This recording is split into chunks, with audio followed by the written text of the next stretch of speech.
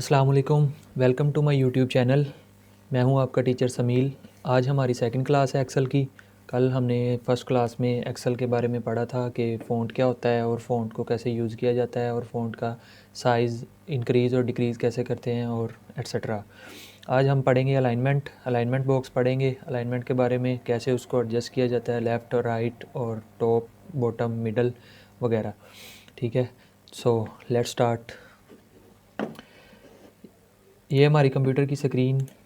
हम इधर कल ये हमने किया था सीरियल नंबर को, इसका मैंने आपको शॉर्टकट बताया था कि कैसे इसको हम कर सकते हैं सीक्वेंस वाइज वन क्लिक के साथ ड्रैग एंड ड्रॉप। और एक और चीज़ मैंने बतानी है आपको ये कि इसकी हम हाइट कम भी कर सकते हैं और ज़्यादा भी कर सकते हैं। जैसे इस पे मैं होल्ड करता हूँ, जो भी मैं बटन क्लिक करूँगा वो आपको इधर शो होता जाएगा। ठीक है, जैसे ही इस लाइन पे आके मैं लेफ़्ट क्लिक को मूव करता हूँ, प्रेस करके होल्ड करके इसको जोड़ता हूँ, तो ये इसकी हाइट कम या ज़्यादा हो जाती है। ठीक है, ऐसे ही हम इसके कॉलम वाइज भी कर सकते हैं और ऐसे ही हम रो वाइज भी कर सकते हैं। अब मैंने ये सेल सेलेक्ट किया नेम बॉक्स वाला, जिस पे मैंने लिखा हुआ है नेम और नीचे नाम लिखे हुए हैं अली, अहमद, मनान, एम्प्लॉय 1, एम्प्लॉय 2। एक चीज़ और, अगर आप सीक्वेंस वाइज एम्प्लॉय 1, एम्प्लॉय 2 लिख रहे हैं तो आप इसको भी ड्रैग एंड ड्रॉप कर सकते हैं सीक्वेंस वाइज। जैसे कि एम्प्लॉय 1, एम्प्लॉय 2 और एम्प्लॉय 3 सो ऑन चला करना चाहते हैं, तो फिर आपने कंट्रोल के बगैर इसको ड्रैग एंड ड्रॉप करना है। ये जो ग्रीन छोटा सा डॉट आपको नज़र आ रहा है, इसको आपने ड्रैग एंड ड्रॉप करना है बगैर कंट्रोल प्रेस किए। ठीक है, तो फिर आपका ये भी सीक्वेंस बन जाएगा। ये अल्फ़ा न्यूमेरिक कीज़ कहते हैं इसको। ये न्यूमेरिक कीज़ होती हैं जिसको हम ड्रैग एंड ड्रॉप करके सीक्वेंस वाइज कर सकते हैं, और ये हमारे पास होती हैं अल्फ़ा न्यूमेरिक। उसके बाद ये हम देखते हैं अलाइनमेंट। ये अलाइनमेंट का हमने बॉक्स आज पढ़ना है। तो ये बॉक्स मैंने सेलेक्ट किया है। सेल सेल कहना है या बॉक्स कहना है, आपकी मर्ज़ी है, लेकिन सेल कहें तो ज़्यादा बेहतर है क्योंकि इसको सेल ही कहा जाता है एक्सेल में। तो ये इधर ये हमारे पास टॉप अलाइन है, ये हमारे पास मिडल है और ये हमारे पास मॉडर्न अलाइन है, मॉडर्न।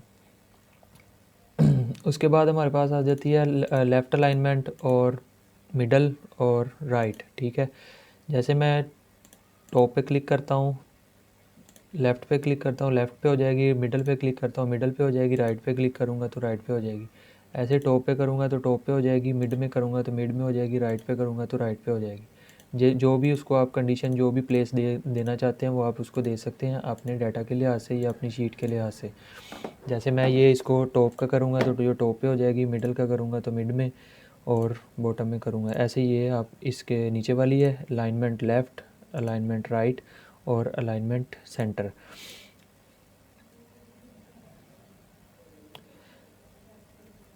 उसके बाद हमारे पास आ जाती है इसकी ओरिएंटेशन आ जाती है। ठीक है, ओरिएंटेशन मींस के इसमें हमारे पास एंगल काउंटर क्लॉकवाइज आ जाते हैं, एंगल क्लॉकवाइज आ जाता है। वर्टिकल यानी जो मैंने ये टेक्स्ट या फ़ॉन्ट लिखा हुआ है इसको आपने किस एंगल में रखना है। ठीक है, जैसे ही मैं इस पे वर्टिकल पे क्लिक करूँगा तो ये मेरा सारा सेल जो लिखा हुआ है ये वर्टिकल हो जाएगा। ठीक है, इसको आप थोड़ा सा हाइट बढ़ा के चेक कर सकते हैं कि इसको मैंने वर्टिकल किया है। ठीक है, वर्टिकल जो इस तरह कॉलम वाइज हो जाता है, अगर इसको हम हॉरिजॉन्टल करेंगे तो ये हॉरिजॉन्टल हो जाएगा। ठीक है, तो इसके बाद यही रोटेट, उसके बाद इसको हम रोटेट टेक्स्ट डाउन कर सकते हैं, ऐसे ही क्लॉकवाइज कर सकते हैं। अपनी मर्ज़ी है, जिस भी इसको प्लेस पे रखना चाहते हैं वो रख सकते हैं। ठीक है, वर्टिकल रखना है वर्टिकल रखें, डाउन रखना है डाउन कर लें और क्लॉकवाइज करना है तो आप क्लॉकवाइज कर सकते हैं।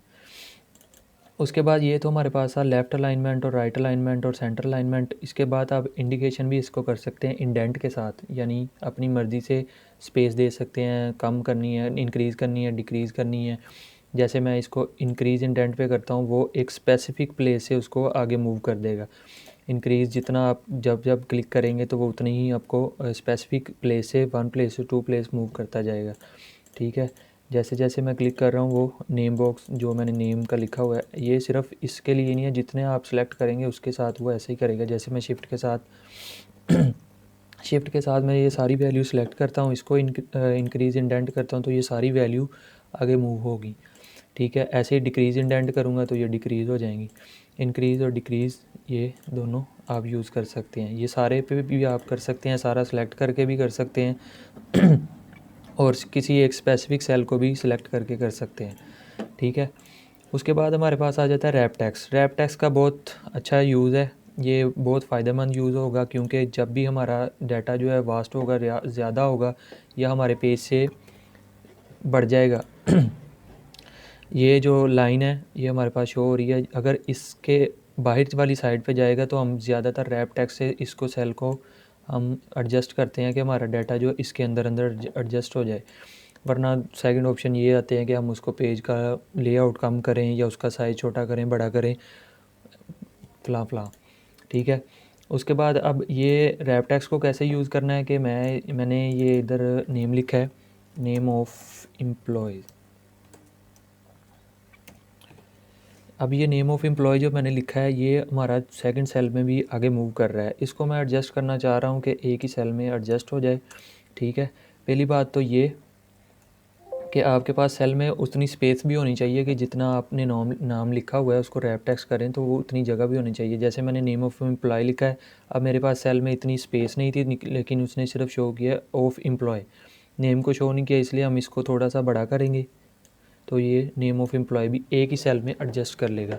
ये है रैप टैक्स का काम। बेसिकली इसको ऐसे कह सकते हैं कि अगर आपका कोई बहुत लेंथी टाइटल है या बहुत लेंथी कोई आपने स्टेटमेंट लिखी है, उसको एक ही सेल में एडजस्ट करने के लिए आप इसको रैप टैक्स को यूज़ कर सकते हैं। ठीक है।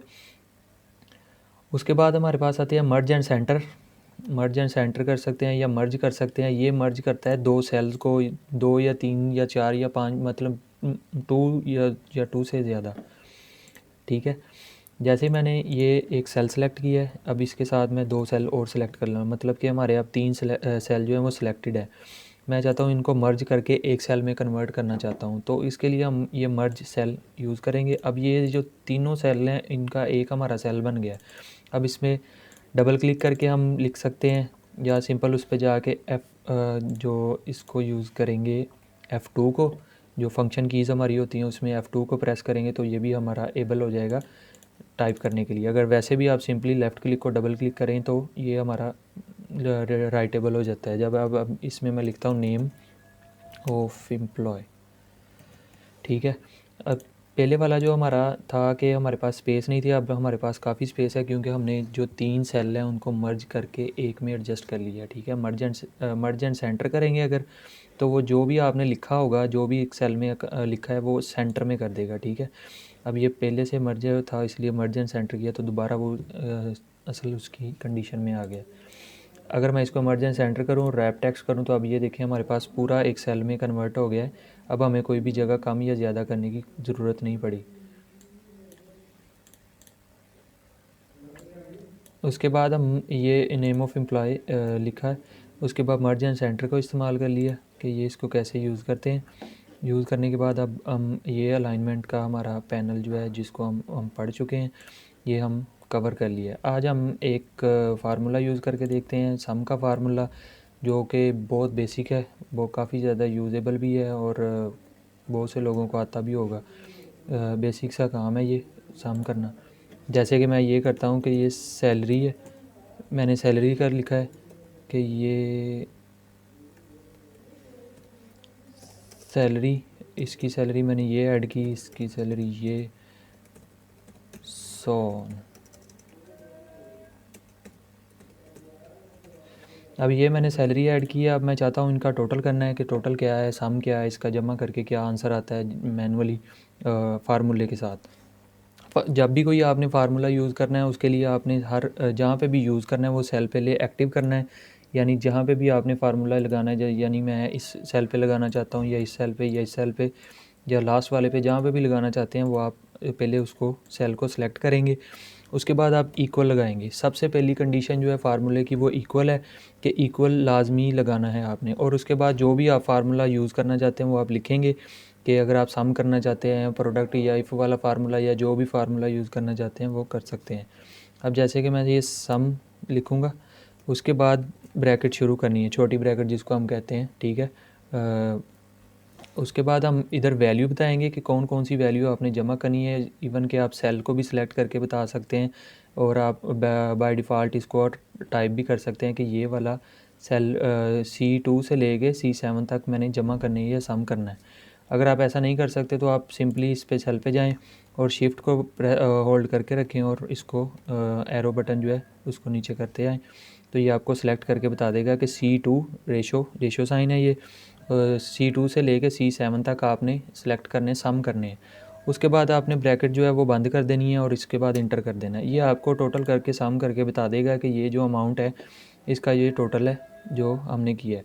अब इसका आपको फार्मूले लगाने का फ़ायदा ये होगा कि अगर इवन इन फ्यूचर आपको ये वैल्यू चेंज भी करना पड़ी, किसी की सैलरी बढ़ती या कम ज़्यादा होती रहती है, तो सैलरी अगर किसी की इंक्रीज़ हो गई है या डिक्रीज़ हो गई है, तो आप इसकी सिर्फ सैलरी को इंक्रीज़ या डिक्रीज़ करेंगे तो वो आपको इधर टोटल में भी एडिशन या रिडक्शन ऐड कर देगा या रिमूव कर देगा। जैसे ही मैं ये एम्प्लॉय नंबर 2 है 5 नंबर पे, इसकी मैं सैलरी को एडिट करता हूँ। जैसे कि मैं इसकी सैलरी करता हूँ 15,000, 50,000, 15,000, तो ये उसने सैलरी का अब टोटल करके बताया है इसके साथ, ठीक है।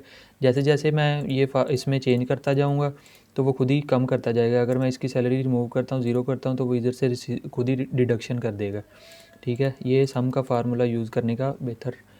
तो अगर इसको हम यूज़ ऐसे करते जाएंगे तो जैसे कि मैंने ये सेल सेलेक्ट किए हैं C2 से लेके C7 तक। अब अगर आपके पास इन फ्यूचर अगर एम्प्लॉय नंबर 4 है, कोई आ जाता है या कोई आपने एम्प्लॉय न्यू हायर किया है या जो भी है, आप उसकी सैलरी ऐड करना चाहते हैं, जैसे मैं इसकी सैलरी ऐड करता हूँ, अब इसकी सैलरी भी वो आपको ऐड करके खुद ही ऑटोमेटिकली दे देगा, ठीक है। जो भी आप जहाँ तक आपका फार्मूला पुट हुआ है। अब ये जो था हमारा ये इधर तक 7 तक, ये हम इधर तक सेलेक्ट किया हुआ था C7 तक, ठीक है। अब इससे आगे जो भी मैं वैल्यू ऐड करूँगा वो इधर हमें टोटल करके नहीं देगा, क्योंकि हमने जो हमें उसको नंबरिंग दी है या कंडीशन दी हुई है वो सिर्फ C2 से लेके C7 तक है। अगर हम चाहते हैं कि इधर भी जो वैल्यू ऐड हो या जो भी सैलरी ऐड हो वो हमारे टोटल में भी आ जाए, तो हमें इसको भी सिलेक्ट करना पड़ेगा। जैसे मैं अब इस पूरे कॉलम को सिलेक्ट करता हूँ जहाँ तक हमारा टोटल है, ये पूरा मैंने सिलेक्ट किया और ब्रैकेट इसकी बंद की। अब मैं इंटर करूँगा तो अब इधर भी जो भी वैल्यू ऐड होंगी, जो भी वैल्यू ऐड की जाएंगी वो इधर टोटल में भी आती जाएंगी। जैसे कि मैं इसकी वैल्यू ऐड करता हूँ, ये खुद ही ऑटोमेटिकली चेंज करता जाएगा, ठीक है। जहाँ पे भी आपका जिस भी सेल पे आपका फार्मूला वर्क कर रहा होगा या लगा होगा वो आपको खुद ही बता देगा कि ये आपकी वैल्यू है। लेकिन आपको फार्मूला अच्छे से करना आना चाहिए, उसकी कंडीशन लगानी पता होनी चाहिए कि कैसे यूज़ करते हैं। इक्वल सम ब्रैकेट ओपन, उसके बाद उसकी बतानी है, रेंज बतानी है कि कहाँ तक आपने सम करना है, कहाँ तक आपने उसको जमा करना है, इवन जो भी है। अब उसके बाद अगर आप इस पर इंटर करते हैं तो ये आपको वैल्यू दे देता है। लेकिन अगर आप इस पर सिंपल एक लेफ़्ट क्लिक करते हैं तो ये आपको शो नहीं करता कि यहाँ पे फार्मूला है या नहीं है। उसके लिए आपको यहाँ पे आना पड़ेगा, ये फार्मूला बार, ठीक है, जिसको हम फार्मूला बार कहते हैं। अगर मैं सिंपल वैल्यू किसी पे भी क्लिक करता हूँ तो वो उसका वही चीज़ शो करवाएगा कि ये इस पे आपने सिर्फ लिखा हुआ है, इस पे कोई फार्मूला या कोई एक्टिविटी नहीं हो रही। लेकिन अगर मैं इस वैल्यू पे क्लिक करता हूँ तो वो बताता है कि ये सम वाला फार्मूला यूज़ हुआ है, कहाँ से कहाँ तक रेंज लगी है और क्या इसने कैलकुलेशन की है, ठीक है। अगर आप इस पर डबल क्लिक करेंगे लेफ़्ट को तो वो आपको फार्मूला भी एक्सपेंड करके बता देगा कि ये आपने फार्मूला यूज़ किया, ये आपने रेंज दी है और क्या क्या इसमें काम हुआ है, ठीक है। ये हमारा सम का फार्मूला था। और इसके बाद हम ये जो बाकी सेटिंग्स है ये एज़ इट इज़ हम ज़्यादा यूजेबल नहीं होती, जनरल होती है। Number, currency, accounting, short date, long date, date का तो आपको पता ही है, वो वाली डेट नहीं जो मारने वाली है, वो नहीं।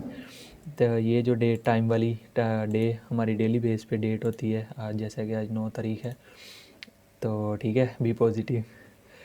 उसके बाद हमारे पास आ जाती है ये कुछ डेसिमल फ्रैक्शन, ये भी हम कवर कर ही लेते हैं क्योंकि ये इतना इम्पोर्टेंट नहीं है, हमें इस पे टाइम लगाने की ज़रूरत नहीं है।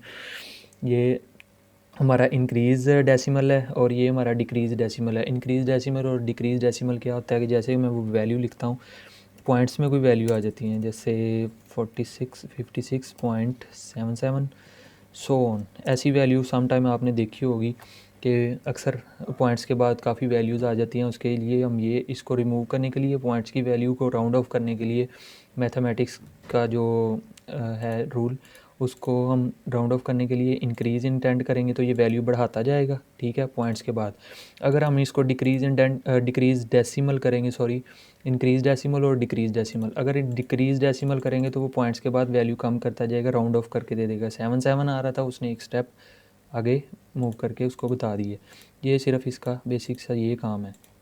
और बाकी जो इसमें हमने जो आज पढ़ा है ये आपने इसकी प्रैक्टिस करनी है, ठीक है।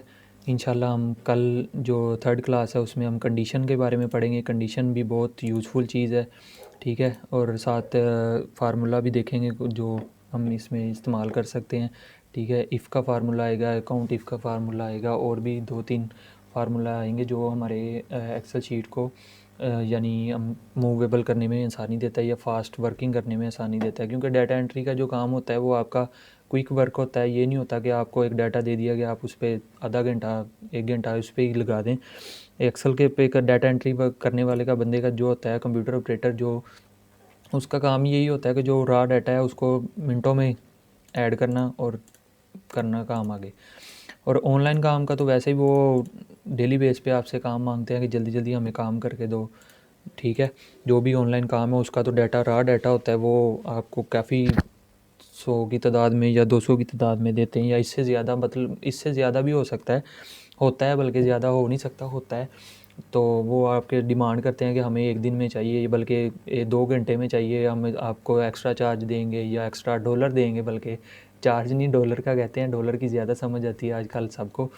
तो हम आपको एक्स्ट्रा चार्ज देंगे।